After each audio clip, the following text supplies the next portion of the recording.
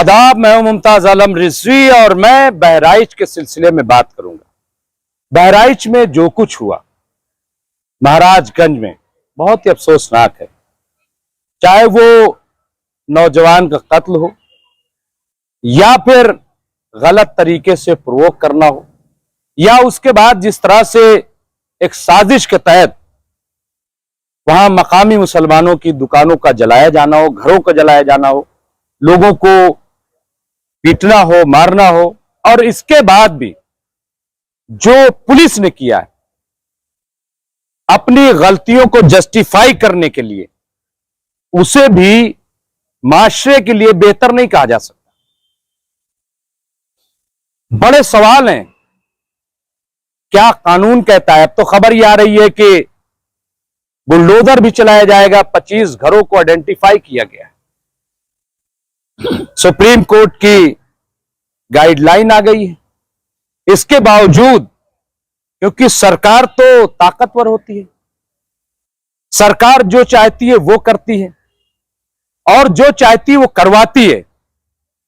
हमने सुन रखा है कि अगर सरकार चाहे तो परिंदा पर नहीं मार सकता। फिर इतना बड़ा हादसा हुआ कैसे? और अगर हादसा हुआ तो उसका जिम्मेदार कौन है? इन्हीं तमाम मौजू पे हम बात करेंगे। सीनियर एडवोकेट जनाब ZK फैजान साहब थे, जो कि अलीगढ़ मुस्लिम यूनिवर्सिटी के तलबा यूनियन के प्रेसिडेंट भी रहे हैं, और अब वो कहते हैं कि मैं सोशल एक्टिविस्ट हो गया, और यकीनन है, इसमें कोई दो राय। लेकिन एक बेहतरीन वकील, ऐसा वकील जो समाजी कॉज के लिए बोलता है, पैसे के लिए नहीं। आपकी मोहब्बत है। फैजान साहब, जो बहराइच में हुआ कैसे देखते हैं आप इसको? देखिए, बहराइच में जो कुछ भी हुआ वो इंतहाई शर्मनाक, काबिल मजम्मत, लेकिन काबिल तशवीशनाक भी है। मैं तशवीशनाक इसलिए कह रहा हूँ कि कत्ल कोई भी हो उसको हक बजाने में ठहराया जा सकता है। देखिए, वहां जो कुछ भी हुआ एक आम ट्रेंड बन गया है यूपी गवर्नमेंट का जो रवैया है उसके तहत, जैसे कि सरकार जो है वो खुद जो है इसको शह दे रही है। मैं तो ये कहता हूँ, नतीजा ये है कि जब जो जुलूस निकलता है तो वो मुस्लिम मोहल्लों से निकाल रहे हैं, मस्जिद के पास से निकाल रहे हैं। नहीं तो कहते पहले भी निकलता रहा। नहीं, निकलता रहा है। हाँ। बिल्कुल निकलता रहा है, बहुत निकलते रहे हैं, हम खुद से गवाह है, ऐसी बात नहीं।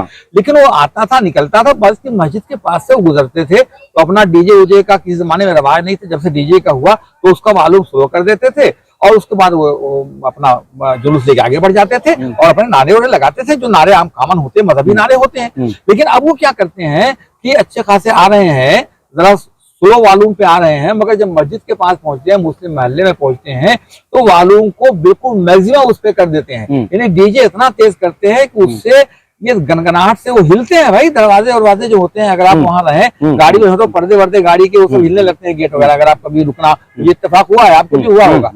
तो वहां का फिर वो नारे जो है, नसीब के वालों की बात नहीं, वो मजहबी मुखालिफत में नारे लगाते हैं। मतलब ये है कि मुसलमानों के खिलाफ नारे लगाते हैं, जो सुन करके बाहर रिएक्शन तो होना फिक्री बात होती है। तो वहां तक भी ठीक है। उसके बाद देखिए, हौसला देखिए कि वो जो है वो चढ़ गए जाती मकान के ऊपर, वहां झंडा लगा हुआ था और झंडा उसको खींच रहे, टूट नहीं रहा, तो वो उतना जोर लगाया कि उसकी रेलिंग वेलिंग लेकर के वो नीचे वो गिर गए और वो रेलिंग टूट गई, सब कुछ टूट गया।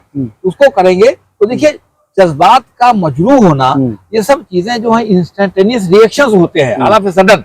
वो ये काम नहीं करता। वो कोई क्रिमिनल मुजरिम नहीं थे जिन लोगों ने मारा है, आपने वो रिएक्शन इस तरह का हुआ, उन्होंने बहरहाल वो कत्ल किया, तो हम उसको जस्टिफाई नहीं करते।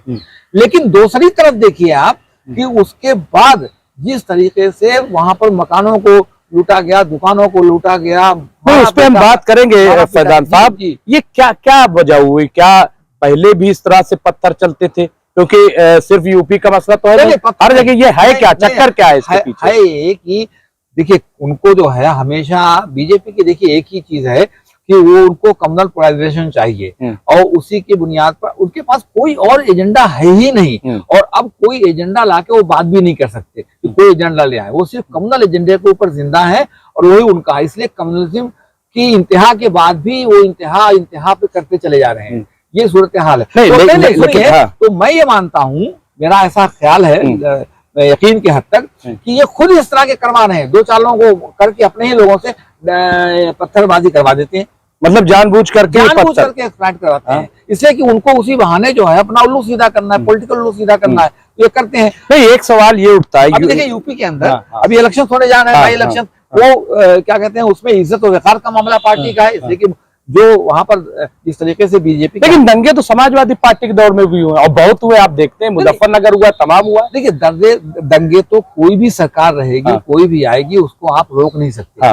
उसके बाद क्या कार्रवाई हुई है, ये इम्पोर्टेंट है। उसके बाद कार्रवाई ये हुई है कि जिस तरीके से मुसलमानों के मकानात जलाए गए, उनको लूटा गया और दंगा फसाद बर्पा किया गया, तो उसमें आप कह रहे हैं कुछ लोगों की गिरफ्तारी हुई है, कितने लोगों की हुई, क्या हुई, कुछ अता पता नहीं ना कुछ, बस ये है कि वो पड़ गए हैं एक कत्ल के पीछे लेकर के, कुछ नाम लेकर के उसी पर लग गए हैं। और देखिए अब सवाल है कि सुप्रीम कोर्ट का आर्डर है कि अभी जो है वो उसको इस तरह कोई मकान न गिराए जाए, लेकिन वो उन्होंने फौरन कह दिया। अब वो उन्होंने थोड़ा सा जाब्ता दिखाने का, नहीं, मैं एक चीज और मैं उस पर भी कह रहा हूँ, मैं ये कह रहा हूँ कि ये टीवी मीडिया में चलाया जा रहा है जी साहब, वो लड़का चढ़ गया, झंडा तो उतारा, तोड़ा, जो भी किया, सब कुछ किया, गोली मारने की क्या जरूरत थी? क्या इसके पीछे क्या कुछ क्लियर है या अभी भी ये भी शक है कि किसने? वो तो सारी बातें जांच के बाद आएंगी, लेकिन होता ये है कि कोई इसका जस्टिफिकेशन नहीं है कि आप उसके जवाब में गोली चला दें, समझा आपने। लेकिन क्योंकि ये मामला मजहबी जज्बात को भड़काने वाला था, इसलिए एक फौरी तौर पर जो रिएक्शन होता है ना, जिसको इंस्टेंटेनियस रिएक्शन कहते हैं, वो हो जाता है। देखिए ऐसा है, कोई भी नहीं चाहता कि किसी को मार करके फिर पूरी जिंदगी जेल में जाके सड़े, मगर होता कि आपने देखा होगा कि एक तो क्रिमिनल होते हैं, उसकी बात छोड़ दीजिए, लेकिन बहुत सारे आपने शरीफ लोगों को देखा होगा, जिंदगी में कोई जुर्म नहीं किया, लेकिन वो फौरी वक्ती तौर पर कोई कत्ल कर देते हैं। कोई आला से सडन इंसान अपने आप में रह नहीं जाता। तो मेरा मानना है इस तरह की चीज हुई होगी, नारे लगाए, ये किए वो किए, उसके बाद चढ़ गए और जैसे कि उन्होंने खींचा, तो मैं ये मानता हूँ कि ऐसा हुआ होगा, लेकिन जांच के बाद। लेकिन इतना सब कुछ हुआ फरदान साहब, क्या वजह थी जो मैंने कई टीवी चैनलों पे इस चीज को उठाया कि इतना सब होता रहा, लेकिन पुलिस जो है वो नदारद थी? यानी भाई लड़के को चढ़ने में टाइम लगा होगा, नहीं प्रॉपर वो वहां गया होगा, सब किया, पर सिक्योरिटी और पुलिस अरेंजमेंट नहीं था जो होना चाहिए था। नहीं, जितनी भी पुलिस थी तो वो ही पुलिस जाके उतारती तो उसको कर सकती थी। तो नहीं, इसके बारे में कोई बात नहीं। मैं तो आपसे यही अर्ज कर रहा हूँ कि तमाम काम सरकारी शह पे हो रहे हैं, उनका एजेंडा है, उनकी स्ट्रेटेजी है, और अब उस स्ट्रेटेजी से वो पीछे नहीं हट सकते। कम्युनल एक्सप्लॉयटेशन के सिवा भारतीय जनता पार्टी के अलावा कोई काम नहीं है। और ये तीन चार चीफ मिनिस्टर जो हैं, जिसमें सरफिरिस योगी हैं, और आसाम का चीफ मिनिस्टर है, उत्तराखंड का चीफ मिनिस्टर है, ये आपके मध्य प्रदेश का, ये कई हैं, लेकिन सबसे जो उसके कायद है ना, वो योगी है, ये कर रहे हैं, ये है मामला। नहीं, बिल्कुल मैं ये कह रहा हूँ कि ये जो तमाम चीजें हो रही हैं, आखिर में नुकसान तो मुसलमानों का होता है। तो इससे क्या होता है? इसका मतलब कुछ ना करे आदमी, इसका मतलब कुछ ना करे, मतलब ये है कि नुकसान होता है तो कुछ ना करे, ये तो बात कोई नहीं हुई ना। मैंने आपसे कहा कि ये फौरी तौर पर एक रिएक्शन था जो हुआ, समझे आपने। वैसे सारी बातें इंक्वायरी उसके बाद आएगी, जब मामला कोर्ट में जाएगा तो सारी बातें सामने आएंगी, लेकिन ये वक्ती तौर पर जो हुआ वो हुआ, इसलिए इसमें कोई उसकी बात नहीं कि कोई तौल रहा था नुकसान होगा कि फायदा होगा, और हालात यही रहेंगे तो नुकसान वगैरह की कोई फिक्र नहीं करता ना भाई। एक स्टेज ऐसी आ जाती है कि इंसान नफा नुकसान भूल जाता है, उसके इज्जत और वकार और उसके मजहबी मामलात का मसला आ जाता है। नहीं तो हर बार यही होता है कि अब क्या होना चाहिए, क्योंकि फिर ऐसे तो ये होता रहेगा, क्योंकि पहली बार तो हुआ नहीं, लोग फंसते रहेंगे। वीरेंद्र राय ने तो पूरी किताब लिखी कि कैसे दंगे कराए जाते हैं, कैसे फिर उसमें एक खास तबके को फंसाया भी जाता है, जेल भेजा जाता है। अभी जो हो रहा है वहां पे, जो आप मुमताज साहब आपसे अर्ज करूं, एयर टाइट मैकेनिज्म दुनिया में न कभी रहा है, ना आज है, ना आइंदा होगा। मसले आते रहेंगे, उनसे मसाइल से आपको लड़ते रहना पड़ेगा। तो ये आप मान के न चलिए कि साहब एक चीज को यहाँ रुक जाएगी, लेकिन लड़ाई जुल्म के खिलाफ लड़ाई जारी रखनी पड़ती है और रखनी चाहिए। मैं आपको एक मिसाल देता हूँ, आपका ये नाखून है, आप पैदा हुए तो ये नाखून गंदगी है ना। जब आप छोटे थे तो घर वाले काट देते थे, अब आप खुद काट रहे हैं। अगर आपकी हयात लंबी हुई और उसके बाद बिस्तरे मर्ग पर बहुत दिन तक पड़े रहे, घर वाले काटेंगे, आप तो काट नहीं पाएंगे। इसका मतलब ये नहीं कि चूंकि हम काटते रहते हैं, बढ़ता रहता है तो छोड़ दें, कि इसको काटने से क्या फायदा। बुराई है, उसके खिलाफ लड़ना पड़ेगा, लड़ते रहना चाहिए। और ये कुछ जो कुछ हो रहा है, इससे आप क्या करेंगे कि भाई कोई नहीं रुक रहा है, नहीं रुक रहा है, नहीं रुक रहा है, लड़ेंगे। अगर आप ये नहीं करेंगे तो मजीद उसको उसमें ज्यादती होगी, ये मेरा कहना है। नहीं, लोगों का कहना है, आखिरी सवाल साहब, अपोजिशन बहुत स्ट्रांग है और बहुत अच्छा एक मजबूत एक अपोजिशन, क्या कहीं अपोजिशन भी नजर आ रहा है? नहीं, बिल्कुल नजर नहीं आ रहा है।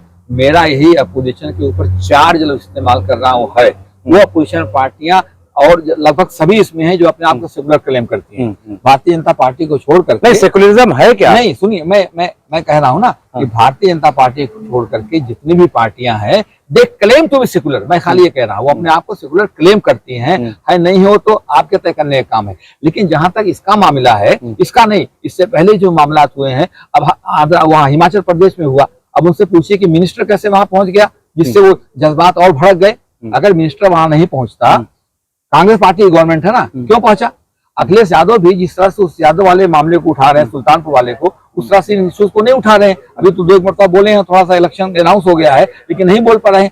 कोई भी सेकुलर लीडर, सेकुलर भी आप कहेंगे तो मैं क्लेम टू बी सेकुलर, वो कोई भी जिन तरह से मसले को उठाना चाहिए नहीं उठा रहे हैं, वो सब साफ हिंदुत्व की राह पे गामजन है। मेरा कहना यह है कि जब तक इस साफ हिंदुत्व के हिसार को नहीं तोड़ेंगे, उस हिसार से बाहर नहीं निकलेंगे, और साफ हिंदुत्व का जो झंडा उठाए ये कर रहे हैं, तो ये जो हिंदुत्व की बात करेगा वो मोदी के हिंदुत्व को वोट देगा, इनको वोट देगा, इनकी समझ में बात नहीं आती। नहीं, एक चीज मोदी के हिंदुत्व को, बीजेपी के हिंदुत्व को इनको काउंटर करना पड़ेगा। और हिंदूज को, मतलब हालांकि ये सब अच्छा लगता है हिंदू मुस्लिम करते हुए, उनको ये समझाना पड़ेगा कि भाई ये तुम्हें बेवकूफ बना रहे हैं। इस मुल्क का कंपल्शन है मिलजुल करके रहना। ये मुल्क जो है मल्टीलिंगुअल मुल्क है, मल्टी रिलीजियस मुल्क है, मल्टी रेस का मुल्क है। यहाँ पर मिलजुल करके ही काम बनेगा। बहराइच के ताल्लुक से आपने बात शुरू की थी, वो बात जरूर आनी चाहिए कि आपने एक मर्डर हुआ, उस मर्डर को पकड़ के पूरा टीवी रोज लगा हुआ है और खबरें दिखा रहा है, ये पकड़े गए, वो पकड़े गए। अभी फेक एनकाउंटर है, वही तमाशा हो रहा है। अभी इन्होंने जो वहां पर जाकर के नहीं, उसको जिसे फिल्माया जाता है पूरी तरीके से दिखाने के लिए। अरे भाई, किसी पिटी कहानी पुलिस की है, रोज मैं वकील हूँ, मतलब इस तरह के 1 2 3 4 नहीं, मैं तो इतनी उम्र में इनके 1000 एग्जाम्पल देख चुका हूँ।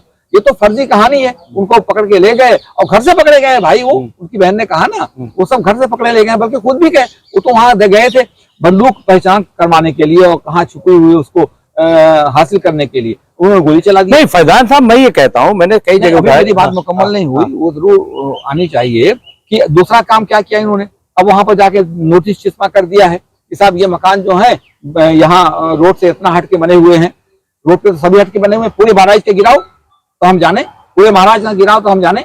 इसलिए, और अभी उसका मकान सड़क पे आके बना हुआ है, ये अभी आपको एहसास हुआ जब ये मामला हो गया। एक बात तो ये, दूसरी बात ये है कि वो उसके बाद जो रिएक्शन हुआ, जो शोरूम जलाए गए, दुकानें जलाए गए, मकान जलाए गए, जो मारा गया, उसका क्या है? उस पर कितने क्या एक्शन हो रहा है? उनके मकानों में बुलडोजर क्यों नहीं चल रहा है? तो रद्द-ए-अमल जा रहे हैं, तो ये भी रद्द-ए-अमल था। ये रिलीजियस सेंटिमेंट्स को हट करने का रिएक्शन था। नहीं, यहाँ तो कह रहे हैं कि पुलिस पे जाना चाहिए था, अदालत में जाना चाहिए था, ये कह रहे हैं। तो वहां भी ये कहा है, वहां भी भाई वो मारा गया ना, इमीडिएटली एक्शन पुलिस ने लिया। कहाँ लिया? इमीडिएटली लेती तो वही हम कह रहे थे पकड़ना चाहिए था ना। ये बात 4 दिन बाद क्यों पकड़ा गया? किसको? जो मुजरिम थे जिन्होंने मारा। मुजरिम निकल गया, लेकिन पुलिस हरकत में तो फौरन आई ना। मैं खाली ये कह रहा था, पुलिस हरकत में आई, वो मौके से निकल जाते हैं, लोग निकल जाते हैं। देखिए, जो पॉलिटिकल बात करिए, वो बात नहीं है। हुआ मर्डर, वो निकल गए, तो नहीं पकड़ा उनको, लेकिन बाद में रिएक्शन तो उनका हो ही रहा है, पकड़ रहे हैं, सब कुछ कर रहे हैं। सवाल ये पैदा होता है कि जो हजारों लोग इकट्ठा होकर के, और जो दिन के उजाले में, रात के अंधेरे में नहीं, कैमरे में सब नजर आ रहा है, सब कर रहे हैं, उसके खिलाफ क्या एक्शन ले रहे हैं आप लॉ एंड ऑर्डर की बात करते हैं ना, आप अमन सुकून की बात कर, ऐसे अमन सुकून कायम होगा? मेरा तो मानना यह है कि योगी जब तक यूपी के वजीर आला रहेंगे, तब तक उत्तर प्रदेश के अंदर सुकून नहीं हो सकता। बहुत बहुत शुक्रिया। तो ये थे ZK फैजान साहब, जिन्होंने बहुत वादे तौर पर ये बात कही कि जब तक योगी जी रहेंगे तब तक यूपी में सुकून नहीं होगा। हालांकि योगी जी का ये दावा है कि जब तक वो हैं तब तक यूपी सुकून में रहेगा। आखिर मामला क्या है? साड़ी बीच नारी है कि नारी बीच साड़ी है, साड़ी की ही नारी है कि नारी की ही साड़ी है, इस पहेली को हल कौन करेगा? बहुत बहुत शुक्रिया।